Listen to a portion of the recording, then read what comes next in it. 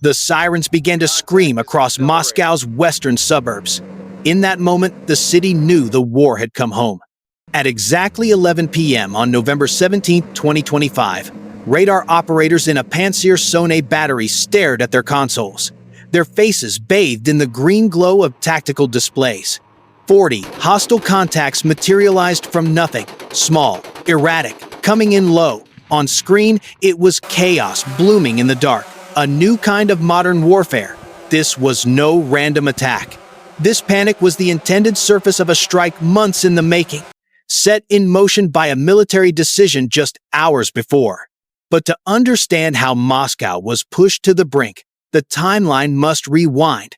At 6 p.m., the Russian president had ordered a decisive blow, a massive strike against Ukraine's power grid, a show of force costing tens of millions, plunging Kiev into total darkness. State media hailed the army's success. They portrayed it as dominance. Commentators mocked the blackouts. That victory would be fleeting. The attack triggered a prepared retaliation, a plan built on deception, attrition, and a deep war analysis of Russia's greatest vulnerability, its pride. Inside Russia, just 15 miles from Moscow, a Ukrainian Special Forces team of elite soldiers was already in position. Their vehicle, a battered potato truck, blended perfectly with the rural landscape, waiting silently on an isolated road. Concealed behind a false cargo wall were dozens of FPV-caliber drones. The team's orders were precise, a critical military update in the making. Unleash a swarm. Trigger a predictable Russian defense reaction, a reaction Ukraine had studied with cold, lethal precision. At 10:45 p.m., the truck's side panel slid open. The night was broken only by the faint light of a laptop screen and the silhouettes of troops preparing their weapons. 40 caliber units, small, agile, and deadly. They were launched by hand, one by one, into the freezing air, a makeshift air force taking flight. For a brief, tense moment, they hovered. A cluster of metallic insects, aligning, communicating as a single entity. Then the swarm surged forward toward Moscow, low, fast. At 11 p.m., they crossed the primary defensive perimeter. The city's advanced defense systems reacted instantly. Russia's S-400 batteries, the pinnacle of their defense technology, designed to track bombers and ballistic missiles. The system locked onto the swarm. To the operators, the target seemed amateurish, almost a diversion from a real global conflict. Training had conditioned these troops to measure threats by size, speed, and altitude. These drones were primitive by comparison, but their presence demanded a response. Confident in their superior modern weapons, a Russian commander authorized immediate engagement. Massive 40N6 missiles, each worth millions, were unleashed. They ripped into the sky at Mach 12, their exhaust plumes searing the night like vertical lightning. Within seconds, approximately half of the small drones were annihilated. On Russian radar, half the threat simply vanished. The crews registered a clean kill, confirmation of their overwhelming strength. In Ukraine's command center, however, the loss was logged as a calculated success. The S-400 had taken the bait, expending some of the most expensive missiles in the entire military arsenal. They had been used to neutralize drones that cost only a few $100s each. The first phase of the warfare operation was complete. Moscow's elite defense systems had been drawn into a wasteful exchange. The second phase was about to begin. The remaining caliber drones pushed deeper toward the city, entering the engagement range of the Pantsir Sonet systems that formed the next layer of defense. These close-range weapons were the workhorses of Russia's ground troops, designed to stop exactly these kinds of small, fast threats. Here, the real trap was sprung. Ukrainian operators activated spoofing software, altering the electronic signatures of the drones. On radar, the contacts suddenly changed, appearing much larger. Now they looked like cruise missiles, or even low-flying helicopters. Inside the Panzer command vehicles, the threat level spiked. The system's algorithms flagged the targets as high priority. The human operators, drilled to follow procedure in the fog of war, never hesitated. A command to open fire echoed through the comms. Dozens of 9M311 missiles tore through the sky, each one a high-cost piece of defense technology. But their targets were ghosts. They were hunting phantoms, digital decoys crafted by Ukrainian software. The Pantsir defense systems unleashed a torrent of fire into empty sky locked onto phantom radar signatures. In under 90 seconds, the final decoy drone was eliminated. A momentary calm fell over the command center as screens went clear. But the cost was high. Nearly half their missile inventory was gone. The engagement lasted less than 2 minutes. Russian officials declared a victory. Moscow's mayor, Sergei Sobyanin, was quick to report the successful military update. He announced the attack was neutralized, a successful defense. But the strike they celebrated was a feint, a calculated move in a much larger game of modern warfare. Its true purpose: exhaust their ammunition, sow confusion, and prepare the battlefield for the actual assault. 2 hours prior, a second swarm of 60 Lyuti drones lifted off from Sumy. They followed a different vector, a ghost fleet moving while Moscow's air defense was completely distracted. These drones hugged the earth, tracing the path of Russian oil pipelines. The metal conduits were their guide and their cover, masking them from distant radar, a classic tactic in asymmetric warfare.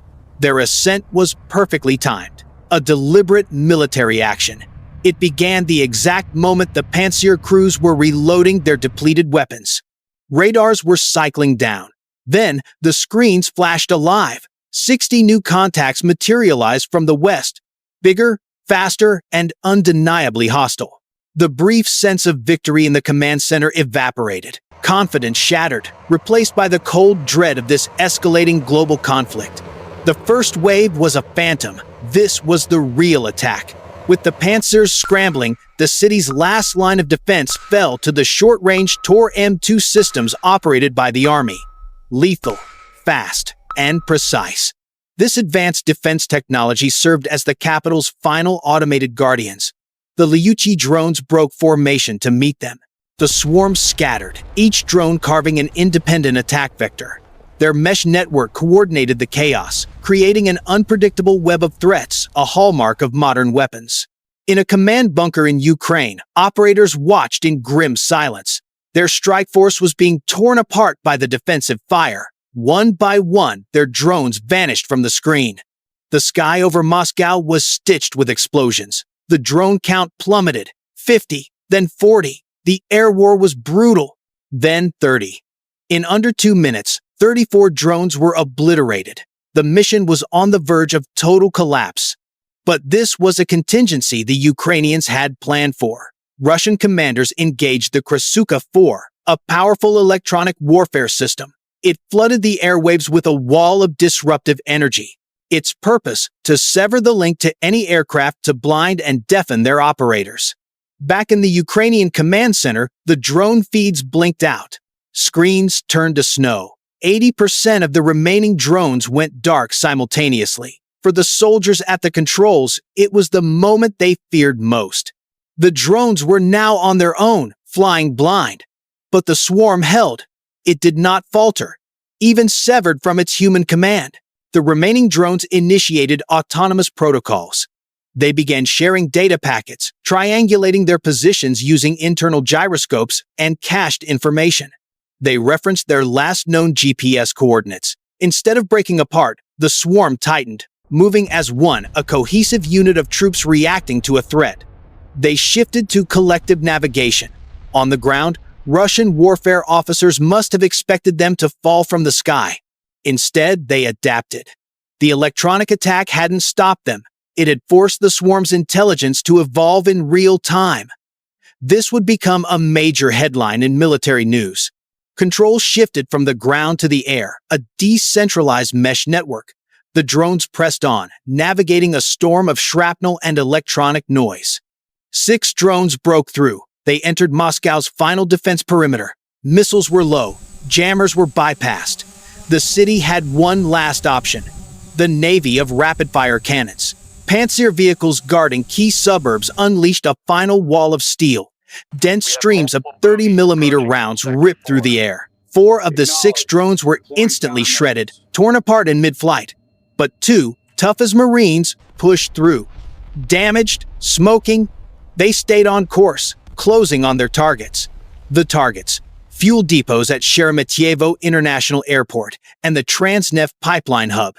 Just moments before impact, a flicker of data returned. A war analysis would later show Ukrainian operators had a partial link, just long enough to lock the terminal guidance. These advanced weapons didn't need direct hits. Proximity was the only requirement. Cannon fire tore both drones from the sky, several hundred feet above their targets. No massive fireballs, no cinematic explosions. Instead, a shower of debris, a kinetic impact. At Sheremetyevo, the wreckage slammed directly into the main pumping station, the heart of the airport's entire fuel system. A flash fire ignited. The facility's emergency defense systems roared to life. Foam cannons engaged, blast valves sealed. The airport's refueling network went into total lockdown. All flights were grounded. The paralysis rippled across Europe. In Zelenograd, the second drone's remains ruptured a Transneft feeder pipeline, an artery carrying 500,000 barrels of oil per day. A localized inferno erupted. The pipeline section initiated an automatic shutdown. The flow of oil stopped cold. The damage was not catastrophic. It was surgical. A war analysis would show Moscow's triumphant narrative had just evaporated. Videos flooded the network, a burning pipeline, stranded airliners. This military update was delivered by the smell of smoke and the scream of sirens. The distant war they watched on the news was now outside their windows.